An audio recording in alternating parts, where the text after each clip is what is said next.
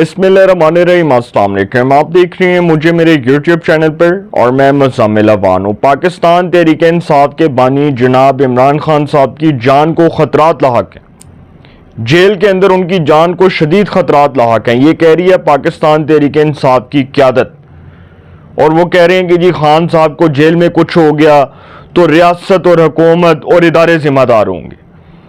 मतलब खान साहब जो है उनके हवाले से कोई ख़बर ऐसी बनानी है कि उसको पजीराई मिले और अवाम जो है उसको मकबूलियत के तौर पर देखे कि देखो यार खान कितना मकबूल है, खान के बारे में ख़बरें आ रही हैं और लोग कह रहे हैं कि खान जो है वो इतना पॉपुलर है कि वो जेल में रहकर इस पर ख़बरों की जीनत बना हुआ है। बस किसी तरह जो है ना वो मुर्दा लाशों को ज़िंदा करना है, वो मिसाल है ना, वो मैं आपके सामने रख रहा हूँ।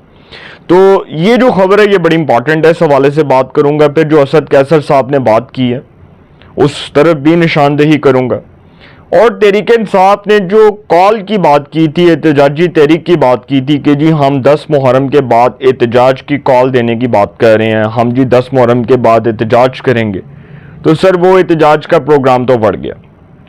तहरीक इंसाफ का मुस्तकबिल उनके ज़वाल से मशरूत है। ये बात मैं आपको बहुत पहले भी कह रहा था और इसलिए कह रहा था कि खान साहब की जो गलतियां, कोताहियां, नाअहलियां और समझने के वो बेवकूफ़ियाँ के तो ज़्यादा बेहतर है, वो उन्होंने इस मुकाम तक खान साहब को ला खड़ा किया कि खान साहब की माफ़ी का रास्ता हमेशा के लिए बंद हो गया। कोई समझता है कि खान साहब को पाकिस्तान की मुक्तदरा से माफ़ी मिल जाएगी, तो सर नहीं मिलेगी। एक सूरत में मिल सकती है कि वो अपनी गलती का इतराफ़ कर लें कि 9 मई 2023 उन्होंने फ़ौज में हाई प्रोफाइल बगावत करवाने के लिए किया, तो फिर उनको माफ़ी मिल जाएगी। वैसे उनको माफ़ी नहीं मिलनी, क्योंकि ये सिस्टम उनको माफ़ करने के लिए तैयार नहीं है। टू बी ऑनेस्ट, जो मैं बात आपके सामने रख रहा हूँ, ये बात आपको आज 1-2 साल बाद या 3 साल बाद या 4 साल बाद कभी ना कभी आपको इस बात का एहसास होगा कि अगर खान साहब ने माफ़ी का सिलसिला शुरू करना होता और अगर वो समझते कि जी हाँ यार माफ़ी से काम चल जाता है, तो सर बहुत पहले का ये काम शुरू हो जाता। और अगर उन्होंने माफ़ी मांगनी होती तो वो बहुत पहले की माफ़ी मांग लेते। उनको आज डिक्टेट करने की ज़रूरत ना होती। पार्टी रहनुमा जो उनको डिक्टेट ना कर रहे होते कि खान साहब बैठे हैं, इस्टेब्लिशमेंट से मुज़ाकरात करें, इस्टेब्लिशमेंट पाकिस्तान की वाहिद और आखिरी उम्मीद है और उसी से मुज़ाकरात होने हैं। दोहा में, कतर में जनरल इशफाक परवेज़ कियानी बतौर नुमाइंदा DGISI मोहतरमा शहीद बेनज़ीर भुट्टो से मुज़ाकरात किया करते थे और उस वक्त भी डायलॉग्स हुए और उस वक्त पाकिस्तान की सियासी क़यादत समझती थी कि अगर जनरल परवेज़ मुशर्रफ पाकिस्तान की सियासी जमातों को खुडे लाइन लगा सकता है तो मुज़ाकरात भी हो सकते हैं। और पाकिस्तान की सियासी क़यादत को इस बात पर अप्रिशिएट करें, सलाम पेश करें, सल्यूट पेश करें कि उस वक्त परवेज़ मुशर्रफ की 2 सियासी हरीफ जमातें, पाकिस्तान मुस्लिम लीग नून और पाकिस्तान पीपल्स पार्टी, उसी परवेज़ मुशर्रफ के लगाए हुए नुमाइंदा DGISI से मुज़ाकरात कर रही थी। और वो जो मुज़ाकरात हो रहे थे वो दोहा कतर में हो रहे थे और परवेज़ मुशर्रफ को 2 साल कानो कान इस खबर का पता ही नहीं चला कि मोहतरमा के साथ जनरल इशफाक परवेज़ कियानी बतौर नुमाइंदा DGISI मुज़ाकरात कर रहे हैं और मुज़ाकरात हुए। और इस तरह के 20 मिसालें मौजूद हैं। मैं दे सकता हूँ आपको 20 मिसालें। नवाज शरीफ साहब जब बाहर के मुल्क में बैठे थे और उस वक्त पाकिस्तान की इस्टेब्लिशमेंट जो जनरल बाजवा अपनी डॉक्ट्राइन के ज़रिए इमरान खान को लाए थे, उस वक्त भी पाकिस्तान की इस्टेब्लिशमेंट समझती थी कि जब इमरान खान साहब नाकाम होंगे तो हम अपोजिशन के साथ मुज़ाकरात करेंगे और इनके साथ मामलात को बेहतर कर लेंगे। तो सर पाकिस्तान में ये होना कोई जो है ना वो कोई अचंभे की बात नहीं है, कोई मौजज़ाती बात नहीं है। ये कोई बहुत बड़ा मौजज़ा नहीं है कि ये रोनमा हो गया। मैंने आपको मिसालें दी हैं और ऐसा होता है कि जब गवर्नमेंट फेल होती है तो उसके बाद मुज़ाकरात किसी और के साथ शुरू हो जाती हैं। तो अब की जो गवर्नमेंट है ये तो एक ऐसी स्ट्रांग गवर्नमेंट है जिसको इस्टेब्लिशमेंट की हमायत हासिल है और ये गवर्नमेंट कहीं नहीं जा रही। ये वो गवर्नमेंट है जो एक सफ़े के ऊपर है। इस्टेब्लिशमेंट और हुकूमत 3 का ट्रैक है। आसिफ अली ज़रदारी सदर ममलिकत, प्राइम मिनिस्टर शहबाज शरीफ साहब, chief of army staff field marshal Asim Munir. सियासी और अस्करी क़यादत एक पेज पर है, कोई इख्तलाफात नहीं है। खान साहब की माफ़ी का रास्ता बंद है। اس لیے بند ہے کیونکہ خان صاحب نے اپنے پاؤں پر کلہاڑی نہیں کلہاڑا مارا ہے، اور وہ کلہاڑا ایسے مارا ہے کہ وہ اسٹیبلشمنٹ کے ساتھ بھی معاملات بگڑے، پاکستان کی مقتدرہ کے ساتھ بھی حالات کو خراب کیا، ان کے ساتھ جو ماحول سازگار بنانا تھا اس کو اتنا تشویشناک کر دیا، اس کو اس قدر آپ سمجھ لیں کہ الارمنگ کر دیا کہ اب پاکستان کی اسٹیبلشمنٹ عمران خان کی صورت میں کوئی تجربہ کرنے کو تیار نہیں ہے۔ اور وہ جو تجربہ جنرل باجوہ کر کے گئے تھے، جو باجوہ ڈاکٹرائن آف نیسیسٹی کے ذریعے کر کے گئے تھے، جو انہوں نے اپنی ڈاکٹرائن کے ذریعے عمران خان کی صورت میں، نااہل حکمرانوں کی صورت میں اس ملک پر ناکام تجربہ کیا، وہ کانوں کو ہاتھ لگا کر گئے کہ خدا دی قسمیں آئندہ تو بعد پاکستان دی اسٹیبلشمنٹ ایفوجا تجربہ نہیں کرے گی۔ اور ان کو پتہ چل گیا تھا کہ خان صاحب is not a trustee, Khan صاحب جو باتیں کر رہے ہیں وہ باتیں کسی صورت بھی معافی کے زمرے میں نہیں آتی، اور ان کی کسی صورت معافی نہیں ہو سکتی۔ خان صاحب تو جو کر رہے تھے وہ تو پاکستان کی اسٹیبلشمنٹ کو ڈے فرسٹ سے پتا تھا۔ وہ تو الگ بات ہے کہ جنرل باجوہ عمران خان صاحب کو اتنی لیوریج دے رہے تھے، اور خود عمران خان نے کہا کہ جنرل باجوہ جو ہیں وہ میرے باس ہیں، اور وہ اس وقت کہا کرتے تھے کہ آرمی چیف قوم کا باپ ہوتا ہے۔ آج باہر کے ملک میں بیٹھے ہوئے بگوڑے، وہ جو شہباز گل کی صورت میں اور دوسرے شہزاد اکبر کی صورت میں، اور وہ جو پھر اس طرح کے کچھ جو باہر کے ملک میں بیٹھے ہوئے جو ڈس انفارمیشن پلانے والے لوگ ہیں، وہ آج باہر کے ملک میں بیٹھ کے خان صاحب کو کہہ رہے ہیں کہ خان صاحب لڑ لو اسٹیبلشمنٹ، لڑ لو اسٹیبلشمنٹ۔ وہ ایک تجزیہ کار ہے، میں ان کا نام نہیں لینا چاہتا، وہ بہت بڑے مصنف بنتے ہیں اپنے آپ میں، تو وہ آج کل خان صاحب کو مشورے دے رہے ہیں کہ خان صاحب لڑ لیں، آپ خان صاحب لڑ لیں، جنہوں نے اس ملک کی دھرتی کی لاج نہیں رکھی۔ دیکھیں کل کو آنا نا ان لوگوں نے جو آج پاکستان کی اسٹیبلشمنٹ کے خلاف ہرزہ سرائی کر رہے ہیں، یہ جو مصنفین ہیں اور یہ جو اس قسم کے لوگ ہیں، یہ کس قدر گر سکتے ہیں کہ یہ بھارت کے خلاف جو پاکستان نے آپریشن کیا، جو سرجیکل سٹرائک کی بھارت کے اوپر، اور ان کے 200 سے اوپر جو ہیں وہ فوجیوں کو مارا، اس کے بعد کچھ باہر کے ملک میں بیٹھے ہوئے بگوڑے پروپیگنڈا کر رہے ہیں کہ پاکستان کی فوج اسی قابل تھی۔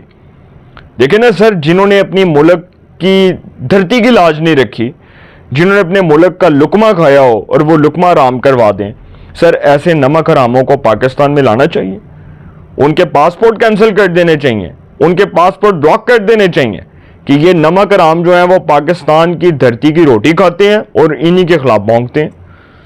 یہ لوگ کسی طور بھی معافی کے قابل نہیں ہیں، ان کو معافی نہیں ملنی چاہیے۔ یہ جو آج خان صاحب کے حوالے سے بات ہو رہی ہے کہ جی خان صاحب کی جان کو خطرات لاحق ہیں، اور جی بڑے شدید خطرات لاحق ہیں۔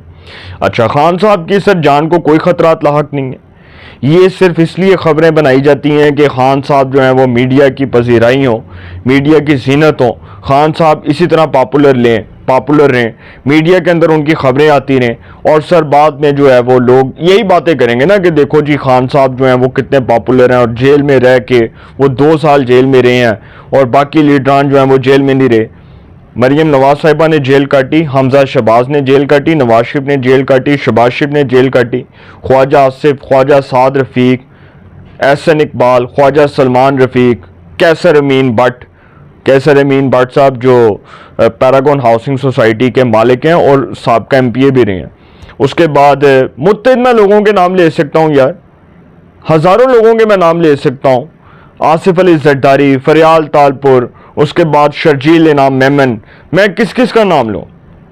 رانا ثناء اللہ جھوٹے کیس میں، رانا ثناء اللہ کو منشیات کے جھوٹے کیس میں پروپیگنڈا کر کے ان کو جیل میں ڈالا گیا کہ جی ان کی گاڑی سے اتنے کلو آئس نکل گئی ہے تو جی ان کو گرفتار کیا جا رہا ہے۔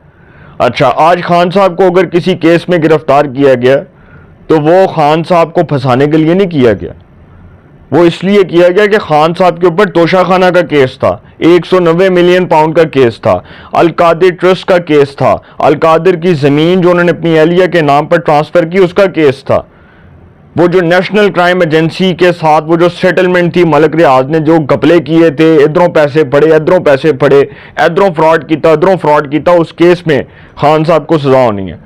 میں نے تو نہیں بنائے وہ کیسز، یا وہ سیاسی کیسز کسی سیاسی بنیاد پر تو نہیں بنائے گئے، وہ تو عدالتوں سے فیصلے ہونے ہیں اس کے، اور میرٹ پر ہونے ہیں۔ سر پاکستان کی عدالت نے فیصلہ دیا نا میرٹ پر ریزرو سیٹس کا، نہیں بنتی تھیں، اچھا کیا نہیں دیا، میں تو آج اس فیصلے کو اپریشیٹ کرتا ہوں جو لوگ آج جسٹس امین الدین کے اوپر تنقید کر رہے ہیں. Justice Aminuddin is one of the most competent جج of the judiciary. Lahore high court کے وہ ایک بڑے آنےسٹ اور ایک بڑے ایماندار جج کے طور پر پہچانے جاتے تھے, اور اس کے بعد جب وہ سپریم کورٹ آئے تو ان کا رول اور اچھا ہو گیا. بطور جج وہ کانسٹیٹیوشنل بینچ کے ہیڈ بنے, ان کو اسی 26ویں آئینی ترمیم کے تحت بننے والے کانسٹیٹیوشنل بینچ کا سربراہ بنایا گیا, اور بڑی اکثریت کے ساتھ یہ فیصلہ آیا جوڈیشل کمیشن میں. اب خیر یہ جو باتیں کر رہے ہیں سر, دیکھیں احتجاجی تحریک کا دھڑن تختہ ہو گیا اور تحریک انصاف کا زوال لکھا گیا نوشتہ دیوار ہے. یہ لکھ لیں اس غریب فقیر درویش کی بات جو میں کہہ رہا ہوں, وہ آن دا ریکارڈ کہہ رہا ہوں کہ خان صاحب جو ہیں ان کی معافی کا راستہ بند ہے. ہاں اگر کوئی سمجھتا ہے کہ احتجاجی تحریک کے ذریعے وہ سڑکوں پر نکلے گا تو سر وہ شوق پورا کر لے, وہ شوق پورا کر کے بھی دیکھ لیں, وہ بھی معاملہ کٹائی میں پڑنے والا ہے. اور بڑی زبردست چھترول ہونی ہے جنہوں نے اب سڑکوں پر آنا ہے, ان کو پکڑ پکڑ کے انہوں نے پرچے دینے اگلوں نے, اور پرچے دے کے پھر ان کو تھانوں میں بند کرنا ہے. اچھا دوسری خبر یہ ہے جو بڑی امپورٹنٹ ہے, وہ جہانگیر ترین صاحب کا جو جہاز ہے وہ پیپلز پارٹی میں لینڈنگ کرنے جا رہا ہے. وہ پیپلز پارٹی میں لینڈ کرنے جا رہا ہے, اور جہانگیر ترین کسی بھی وقت پاکستان پیپلز پارٹی میں آصف علی زرداری صاحب کی قیادت پر اعتماد کا اظہار کرتے ہوئے شمولیت کا اعلان کرنے والے ہیں. اور جہانگیر ترین پاکستان کے امیر ترین شخص عمران خان کے سابقہ دوست, پاکستان کے ریچسٹ پرسن, پیسہ اربوں خربوں روپیہ ان کے پاس, پیپلز پارٹی میں آئیں گے, جنوبی پنجاب کے الیکٹیبلز کو لائیں گے, اور دوسرا ٹاسک جو ملے گا وہ KPK کے اندر بندے توڑنے والا. اور جہانگیر ترین صاحب کی بھی جو حال ہی میں مخدوم احمد محمود سے ملاقات ہوئی ہے, مخدوم احمد محمود صاحب جو سابق گورنر پنجاب ہیں, آصف علی زرداری صاحب کے قریبی رفقا میں شمار ہوتے ہیں. پاکستان پیپلز پارٹی جنوبی پنجاب کے ایک بہت اہم اور بڑے سینئر سیاستدان ہیں, جہانگیر ترین کے وہ رشتہ دار ہیں.